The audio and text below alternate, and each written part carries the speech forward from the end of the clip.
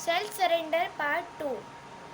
A mother's affection is well known, but people know very little of the Guru's affection and still less of God's affection. The function of a mother and of a great Guru are closely similar. The mother retains her child within her womb for a certain duration. The Guru too retains the spiritual child within his mental sphere for a certain duration. During this period of the disciple, like the baby in the womb, sucks his energy and gets nourishment from the spiritual waves of the Guru's thoughts. When the time matures, he is born in the brighter world and thence his own spiritual life begins. If the disciple enters the mental sphere of the Guru, surrendering all his belonging to him, it takes only 7 months to deliver him into the brighter world, but the process is generally delayed for a considerable time because while in a Guru's mental sphere, the disciple retains the consciousness of his own thoughts and feelings. Thus, we find that the position of the Guru is much the same as that of a mother. The conception of the Guru as a spiritual mother promotes within us the feelings of love, reverence, and surrender, which are the main factors of a spiritual life. Hindi meaning of that. माँ का स्नेह सर्ववर्धित है, परंतु लोग गुरु के स्नेह को कम ही जानते हैं और ईश्वर के स्नेह को उससे भी कम। माँ तथा सच्चे गुरु के कार्य लगभग एक से ही हैं। माँ कुछ निश्चित समय के लिए बच्चे को अपने गर्भ में रखती है। गुरु भी अपनी आध्यात्मिक संतान को कुछ समय के लिए अपने मानस में ध्यान धारण करते हैं। उस समय शिष्य गर्भस्थ बच्चे की भांति गुरु के विचारों की आध्यात्मिक लहरों से पोषण पाता है और उसे शक्ति खींचता है। समय पूरा होने पर वह दिव्य संसार में जन्म लेता है और वहीं से उसका स्वयं का आध्यात्मिक जीवन प्रारंभ होता है। यदि शिष्य अपना सब कुछ समर्पित कर गुरु के मन क्षेत्र में प्रवेश करता है, तो अपना सब कुछ समर्पित कर गुरु के क्षेत्र में मन क्षेत्र में प्रवेश करता है, तो उसे दिव्य संसार में भेजने में केवल 7 मास ही लगते हैं। लेकिन सामान्यतः इस प्रक्रिया में काफ़ी समय लग जाता है, क्योंकि शिष्य गुरु के मन क्षेत्र में रहते हुए भी समय अपने विचारों एवं भावनाओं के प्रति सचेत बना रहता है। इस प्रकार हम देखते हैं कि गुरु की स्थिति बिल्कुल माँ के सदृश है। आध्यात्मिक माँ के रूप में गुरु की धारणा हमारे अंदर प्रेम, आदर तथा समर्पण की भावना उत्पन्न करती है, जो आध्यात्मिक जीवन की प्रमुख आधारशिलाएं हैं। Sages have classified the disciples under 2 main heads, the Manmat and the Gurumat. The former are those who approach the Guru with some particular worldly end in view, such as relief from worldly misery, desire for wealth, etc.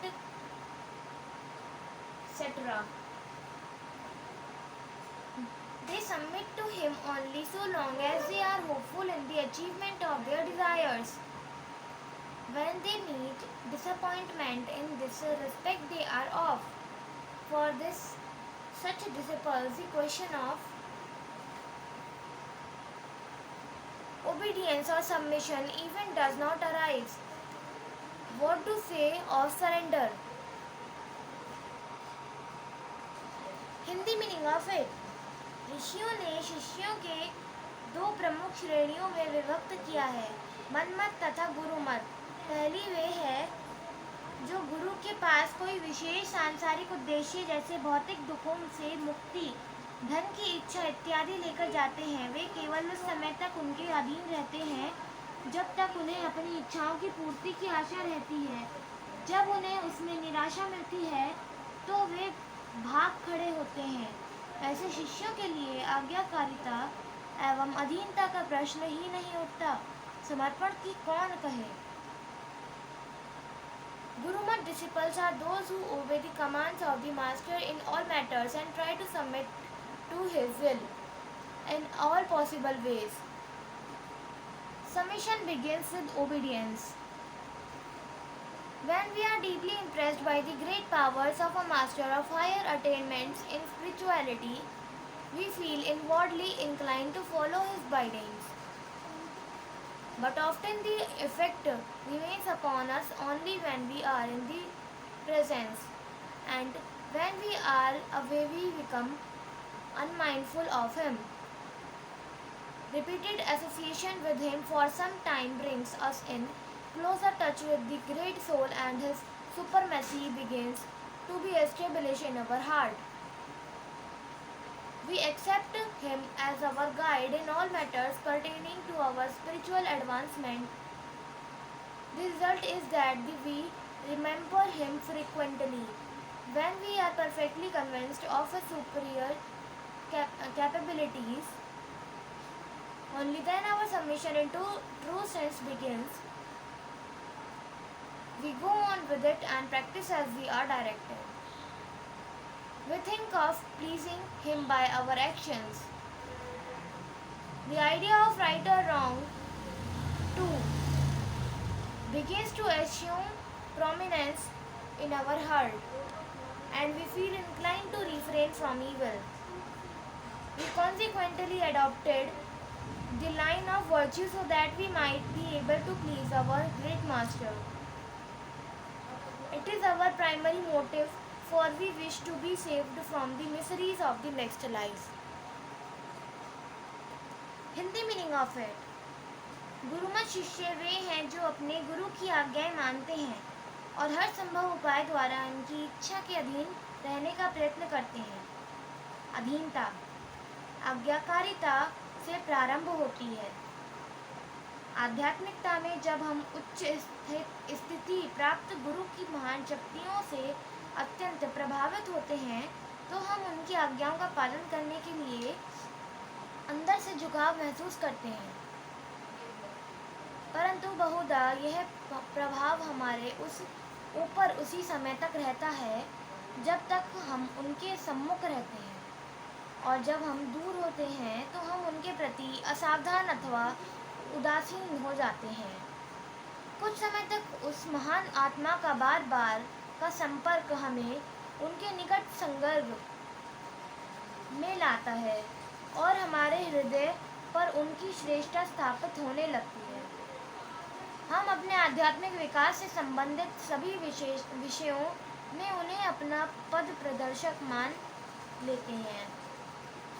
परिणामतः हम उन्हें बहुधया याद करते हैं। जब हम उनकी श्रेष्ठ क्षमताओं के बारे में पूर्णतः आश्वस्त हो जाते हैं तभी हमारी अधीनता वास्तविक अर्थ में आरंभ होती है। हम इसे जारी रखते हैं और निर्देशानुसार अभ्यास करते हैं। हम उन्हें अपने कार्यों द्वारा प्रसन्न करने की सोचा करते हैं।